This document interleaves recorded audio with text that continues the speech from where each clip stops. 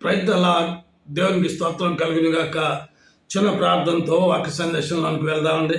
మాకు కాదు యెహోవా, మాకు కాదు, నీ కృపా సత్యములను బట్టి నీ నామమునికే మహిమ కలుగును గాక.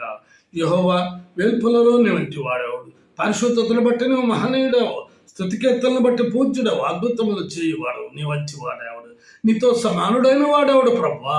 యెహోవా, నీ వంటి బలాఢ్యుడెవడు? అందును బట్టే కదా మేము మిమ్మల్ని ఆశ్రయిస్తున్నాం, మిమ్మల్ని పూజిస్తున్నాం, మీకే నమస్కారం చేస్తున్నాం, మీ ఎదుట సాగిలి పడుతున్నాం, మిమ్మల్నే ఆరాధిస్తున్నాం. ఈ చిన్న పరిచర్యను ఆశీర్వాదకరంగా దేవునికరంగా చేయమని యేసయ్య నామమున ప్రార్థించి అడిగి బ్రతిమాలి వేడుకొంచున్నాం పరమ తండ్రి. ఆమేన్. దావీదు కీర్తన 22వ అధ్యాయం 6వ వచనం. నేను నరుడను కాను, నేను పురుగును, నరుల చేత నిందింపబడిన వాడను, ప్రజల చేత తృణీకరింపబడిన వాడను అన్న సత్యాన్ని మనము గత 2 వారాలుగా మరి తెలుసుకుంటూ వచ్చాం. మొదటిగా యెహోషువను గురించి అయినటువంటి సత్యాన్ని మనం తెలుసుకున్నాం. రెండవదిగా మరి ఏలియా మరి మనం అంటే స్వభావం గల మనుషుడే అని తెలుసుకున్నాం. మూడవదిగా దావీదుని గురించి కూడా ఆ మనుషుడు నీవే అన్న సత్యాన్ని గత వారం తెలుసుకున్నాం. ఇదినా మరి కొత్త నిబంధన గ్రంథంలో 2 వ్యక్తుల గురించి తెలుసుకుందాం. అపొస్తలుల కార్యములు 10వ అధ్యాయం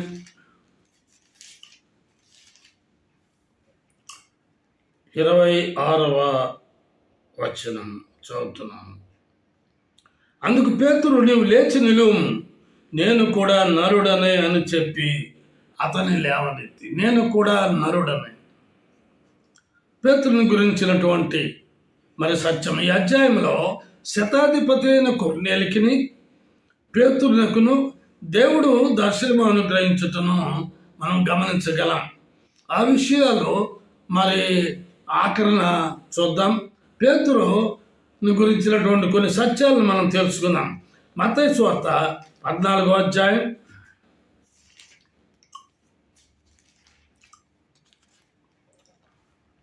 28, 29 వచనాలు. పేతురు, ప్రభువా, నీవే అయితే నేల మీద నడిచి నీ యొద్దకు వచ్చుటకు నాకు సెలవు ఇవ్వమని ఆయనతో అనెను. ఆయన రమ్మనగానే పేతురు దోణి దిగి యేసు వద్దకు వెళ్ళుటకు నీళ్ళ మీద నడిచాను. రైతలా నీళ్ళ మీద నడిచినటువంటి వ్యక్తి పేతురు. ఇంకా మరి పేతురు గురించి చూసినట్లయినచో అపొస్తలుల కార్యములు 2వ అధ్యాయం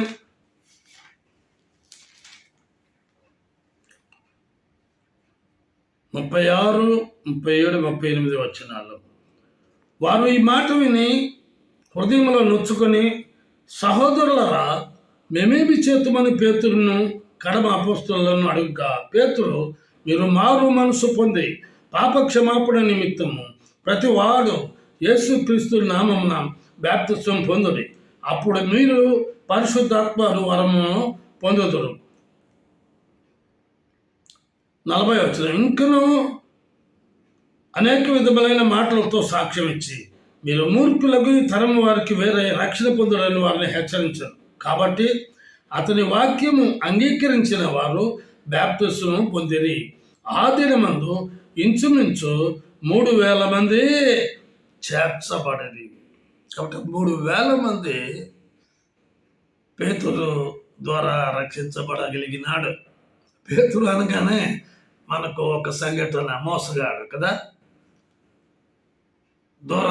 దూరమైపోయినటువంటి వ్యక్తి, ప్రాణానికి ప్రాణము పెడతానన్న వ్యక్తి దూరంగా జరిగినటువంటి వ్యక్తి. మరి ఇటువంటి వ్యక్తి మనుష్యుడే, నేను కూడా నరుడనే మనుష్యుడనే అంటాడు. మరి అటువంటి వ్యక్తి నీళ్ళ మీద నడిచాడు. అటువంటి వ్యక్తి ద్వారా మరి ఆ దేవుడు 3,000 మంది రక్షించబడము మనము చూడగలుగుతూ ఉన్నాం.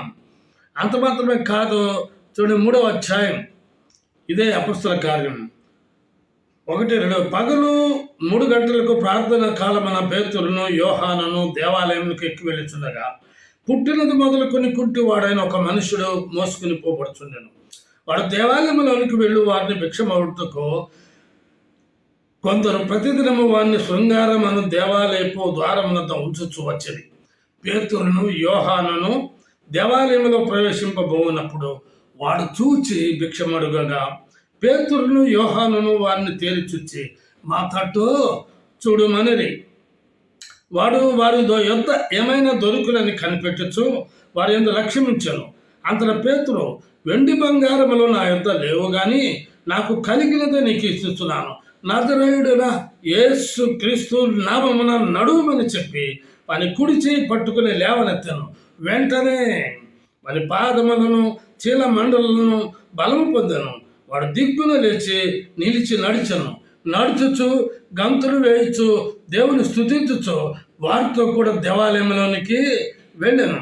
వాడు నడుచుచు దేవుని స్తుతించుట ప్రజలందరూ చూచి శృంగారమును దేవాలయపు ద్వారమునొద్ద భిక్షము కొరకు కూర్చుండిన వాడు వీడే అని గుర్తెరిగి వానికి జరిగిన దాన్ని చూచి విస్మయంతో నిండి పరవశులైది. పుట్టుకుంటూ వాడిని కూడా నడవజేయగలిగినటువంటి వ్యక్తి. ఇంకా గమనించినట్లయినచో ఇదే అపొస్తలుల కార్యం 9వ అధ్యాయంలో తబిత లేక దోర్కా అనే శిష్యురాలు చనిపోయినప్పుడు బ్రతికించినటువంటి వ్యక్తి. 9వ అధ్యాయం 36వ వచనం చదువుతున్నాను. మరియు ఒప్పేలో తబిత అని ఒక శిష్యురాలు ఉండెను. ఆమెకు భాషాంతరమున దోర్కా అని పేరు. ఆమె సత్క్రియలను ధర్మకార్యములను బహుగా చేసి ఉండెను. ఆ దినములు ఎందు ఆమె కాయిలా పడి చనిపోగా వారు శవమును కడిగి మేడగదిలో పరుండబెట్టిరి. లొద్ద యొప్పేకు దగ్గరగా ఉండుట చేత పేతురు అక్కడ ఉన్నాడని శిష్యులు విని అతను తడవ చేయక తమ ఎద్దుకు రావాలని వేడుకుంటకు 2 మనుషులను అతని ఎద్దుకు పంపిరి. పేతురు లేచి వారితో కూడా వెళ్ళి అక్కడ చేరినప్పుడు వారు మేడగదిలోనికి అతను తీసుకుని వచ్చేది. విధవరారందరూ వచ్చి ఏడ్చుచు దోర్కా తమతో కూడా ఉన్నప్పుడు కుట్టిన అంగీలను వస్త్రములను చూపుచు అతని ఎదుట నిలిచిరి. పేతురు అందరినీ వెలుపలికి పంపి మోకాళ్ళుని ప్రార్థన చేసి శవం వైపు తిరిగి తబిత లెమ్మనగా ఆమె కన్నులు తెరచి పేతురును చూచి లేచి కూర్చుండెను. అతడు ఆమెకు చెయ్యి ఇచ్చి లేవనెత్తి పరిశుద్ధులను విధవరాండ్రను పిలిచి ఆమెను సజీవురాలుగా వారికి అప్పగించాను. ఇది యొప్పేయందంతటా తెలిసినప్పుడు అనేకులు ప్రభువునందు విశ్వాసం ఉంచింది. కనుక నీళ్ళ మీద వెడితే నడిచిన వ్యక్తి మరి నరుడైతే, మరి 3000 మందిని రక్షించినటువంటి వ్యక్తి మరి నరుడైతే, మరి పుట్టుకుంటూ వాడిని లేచి నడువమని చెప్పి నడిపించిన వ్యక్తి నరుడైతే, చనిపోయినటువంటి దోర్కా లేక తబితాను శిష్యురాలని బ్రతికించిన వ్యక్తి నరుడైతే, మరి దినాన మాకు సంఘటన గురించి మనం చదివాం. 10వ అధ్యాయం 26వ వచనంలో అందుకు పేతురు లేచి నిలువుము, నీవు లేచి నిలువుము, నేను కూడా నరుడనే అని చెప్పి అతన్ని లేవనెత్తి అతనితో మాట్లాడుచు లోపలికి వచ్చి అనేకులు కూడి ఉండుట చూచాను. ఇక మరి ఇటలీ పటాలమ్మబడిన పటాలమ్మలో శతాధిపతి అయిన కొర్నేలి ఒక భక్తిపరుడు కైసరులో ఉన్నాడు. అతడు తన ఇంటి వారందరితో కూడా దేవుని యందు భయభక్తులు గలవాడై ప్రజలకు బహుధర్మం చేయొచ్చు ఎల్లప్పుడూ దేవునికి ప్రార్థన చేయవాడు.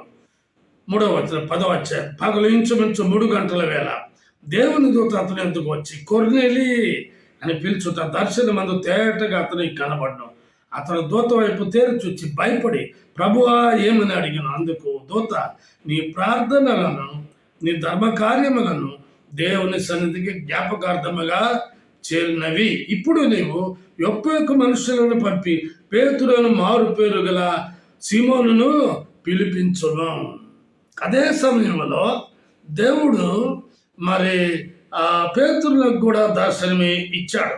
చూడండి, ఆ మాట చదువుతున్నాను. 9వ వచనం మరునాడు వారు ప్రయాణమైపోయి పట్టణానికి సమీపించినప్పుడు పగలు ఇంచుమించు 12 గంటలకు పేతురు ప్రార్థన చేయుటకు మిద్దెకెక్కాను. అతను మిక్కిలి ఆకలికొని భోజనం చేయగోరను.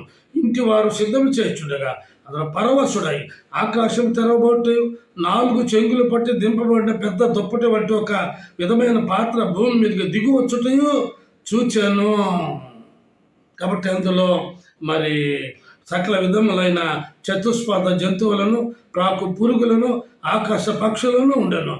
ఆ 13వ వచనం, అప్పుడు పేతురు నీవు లేచి చంపుకొని తినమని ఒక శబ్దం అతనికి వినబడను. అయితే పేతురు వద్దు ప్రభువా, నిషిద్ధమైనది అపవిత్రమైనది ఏదైనాను నేను ఎన్నడైనాను తినలేదని చెప్పగా, దేవుడు పవిత్రము చేసిన వాటిని నీవు నిషిద్ధమైన వాటిగా ఎంచవద్దని మరలా 2వ మారు ఆ శబ్దం అతనికి వినబడెను. ఇలాగ ముమ్మారు జరిగిన వెంటనే ఆ పాత్ర ఆకాశమునకు ఎత్తబడను.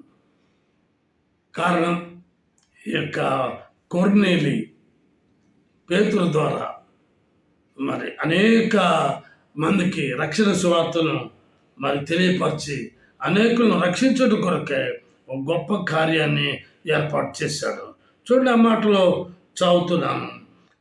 అతను 27వ వచనం గమనించినట్లయితే, అతనితో మాట్లాడుచు లోపలికి వచ్చి అనేకులు కూడి ఉండుట చూచెను.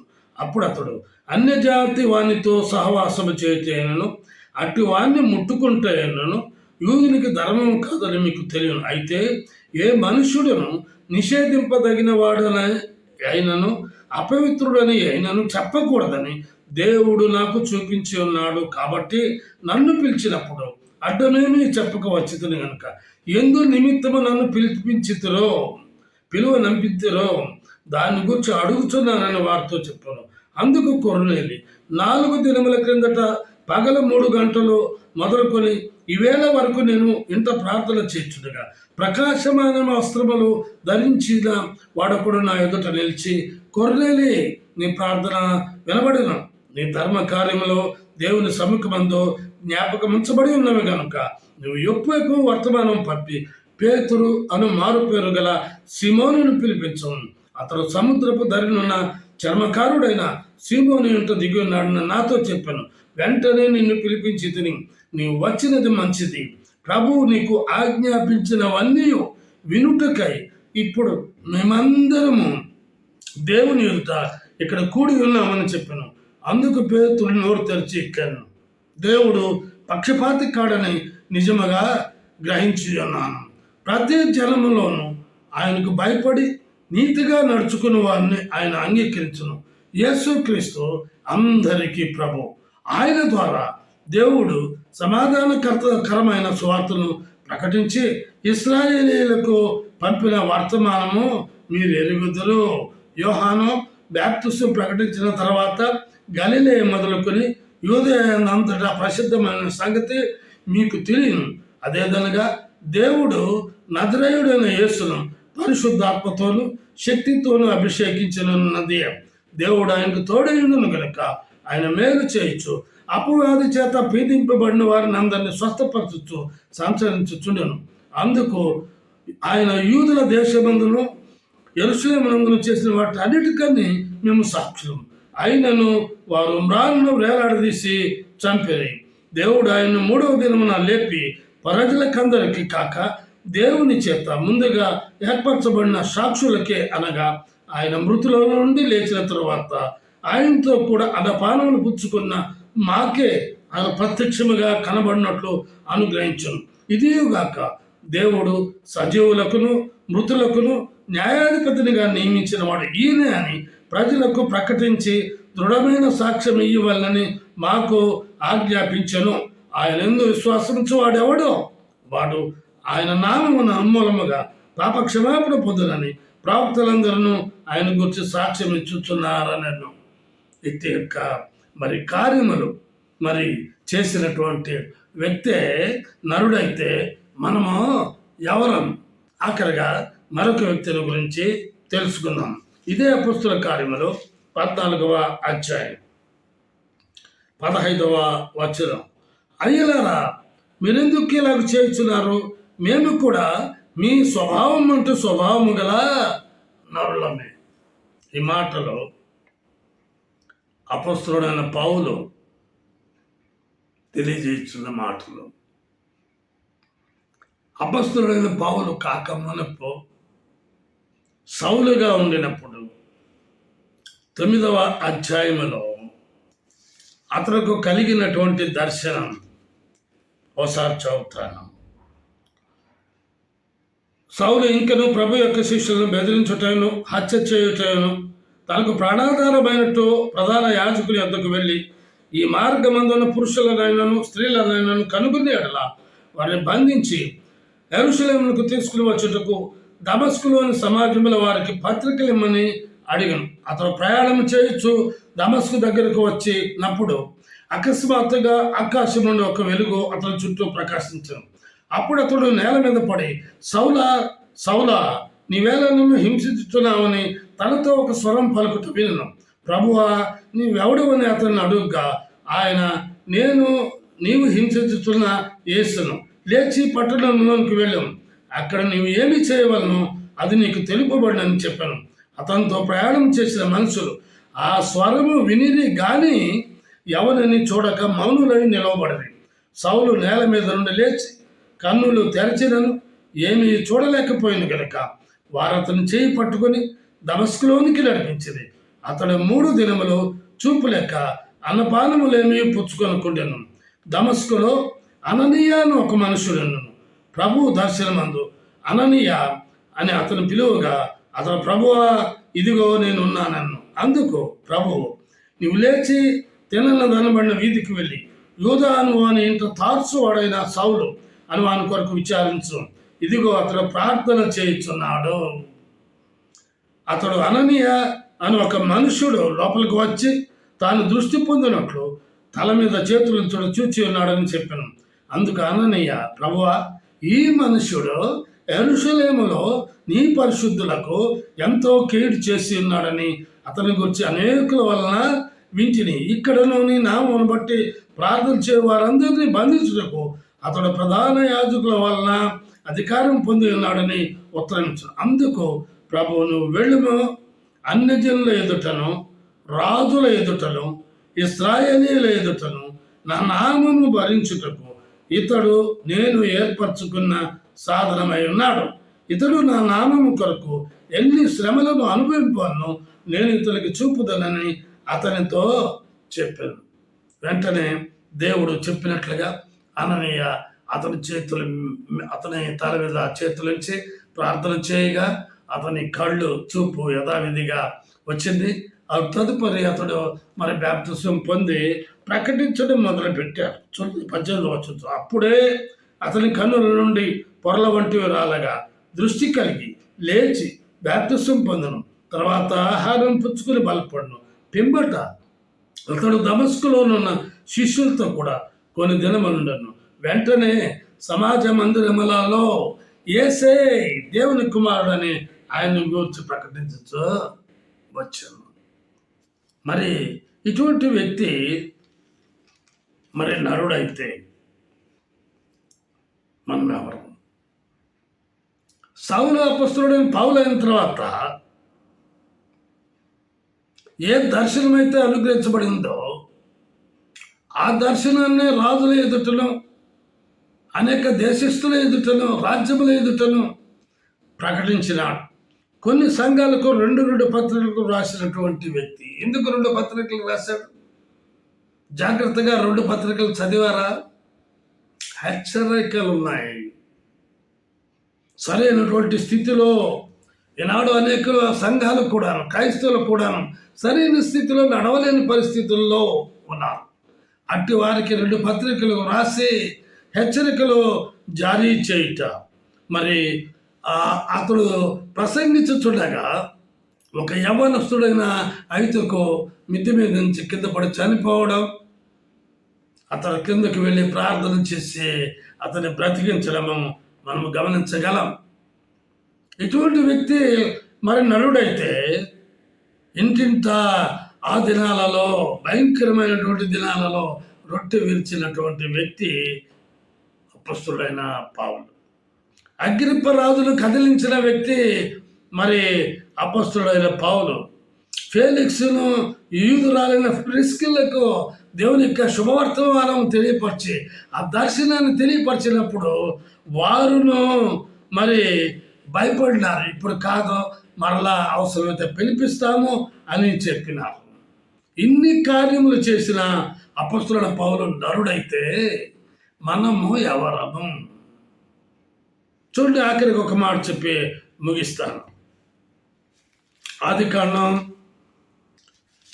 18వ అధ్యాయం 27వ వచనం.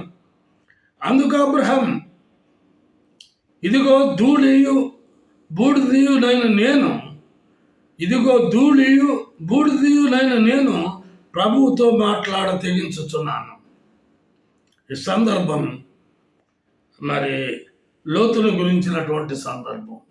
సొదొమ గొమొర్రాను నాశనం చేయక మునుపు దేవుడైన యెహోవాతో అబ్రహాము పెట్టినటువంటి మొర, ఆ మొరకు అతను 50 మంది నుంచి ఆఖరకు మరి 10 మందిని బట్టి మరి కూడా లేరా అని అడుగుతాడు. ఆ చూడండి 32వ వచనం. అతను ప్రభు కోప్పడినట్లా నేను ఇంకొక మారే మాట్లాడగలను, ఒకవేళ అక్కడ 10 మంది కనబడదురేమో అన్నప్పుడు ఆయన 10 మందిని బట్టి నాశనం చేయకుందు నన్ను. యెహోవా అబ్రహాంతో మాట్లాడి చాలించి వెళ్ళిపోయాను. అబ్రహాం తన ఇంటికి తిరిగి వెళ్ళాను.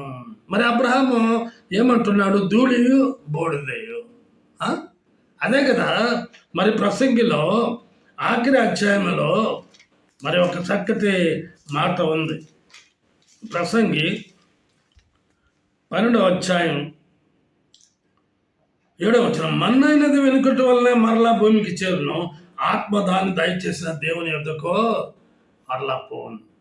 భూస్థాపన కార్యక్రమము మరి వారి సంఘాలలో ఎవరైనా చనిపోయినప్పుడు జరిగినటువంటి సంఘటన ఏమని ప్రార్థన చేస్తారు?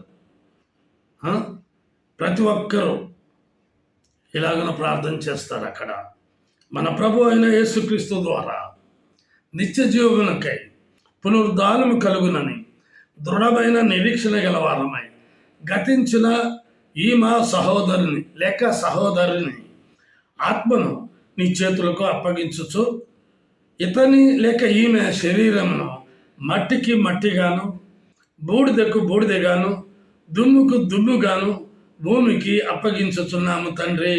ఆమేన్.